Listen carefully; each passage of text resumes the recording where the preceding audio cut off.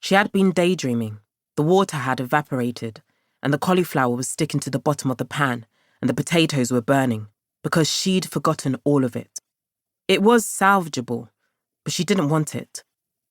"Oh, shut up," she told it nonsensically, and turned off the gas ring.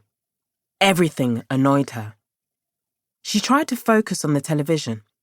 It was a reality show, one that usually distracted her just enough. Tonight, though, it wasn't working. Scarlett wasn't missing. She was out. If she hadn't overdone the cover story by throwing in Leanne, it wouldn't have been worrying yet. It was still all right.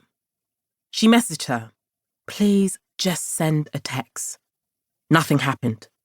She messaged again and called her phone, and she didn't answer. She turned the TV off and messaged Ed, hating the fact that she was admitting defeat again.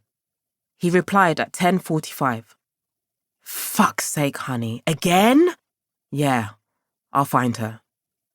At least he replied to her when it was about Scarlett. Since he worked late nights and she worked early mornings, they hardly saw each other. That was why they were still together. She looked at the photo on the wall. They had been happy once. It was a picture of the three of them taken when Scarlett was about 4. They had been on the beach at Paramporth, standing in front of the Atlantic Ocean, the beach wide and sandy around them. Their hair was blowing around and they were laughing. Scarlett stood between them, holding their hands. They had been happy because Scarlett had been a dreamy child. They had been happy because their relationship was newer and they weren't ground down by life. Scarlett had been an adorable little girl, always asking questions about everything. They had kept her supplied with books from the library, had tried to find the answers she needed, had done everything they could to help her have a better life than they did. She had learned to read before she went to school, and together they had all learned a bit of French from an app. Her parents agreed, as all parents probably did, that their daughter was exceptionally bright and brilliant, and as the years went by, they encouraged her to do her homework, to be top of the class, to excel at everything and keep her options wide open. She was exactly average size for her age, which seemed like a good thing.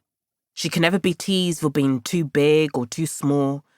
She had curly dark hair and intense brown eyes, and she would climb into bed with them at night, cuddling up and whispering, "I love you so much, Mummy." She used to ask for a baby brother. Her favourite colour was blue. She wanted to see snow. She wanted to have snowball fights, to climb mountains, to see the pyramids. She wanted to do everything. She had been the best child ever. And then, a few weeks before she turned 13, Scarlett had changed. She stood at the window again and waited again, still calling Scarlett every couple of minutes. She left voicemails using a deliberately calm tone. She made a big effort and managed not to shout. It was raining harder now, a heavy rain that bounced off the roof. Maud, who lived in a camper van at the edge of the field, came past in her wellies to let her dog pee, saw her at the window and stopped. This was good. Maud was older than she was, and her best friend. Maud always calmed her down. "Is it that girl again?" Maud said, and everything felt better. Breathe in, breathe out. Nod. It will be all right. It had always been all right. Scarlett came home. She had come home every day, every night. She shouted about the fact that they lived in a caravan, complained about how embarrassing it all was, how shabby they were, but she came back all the same. They had become a shouty family. They all yelled at one another every day, and she had no idea how to stop. "It is." She looked at the rain. "Come in." She didn't like the dog, Shabba, but she knew he was important to Maud. He had been her constant companion since her wife had died. He was big and aggressive, but she let him in anyway, and he shook the rain off his coat all over everything in the living area.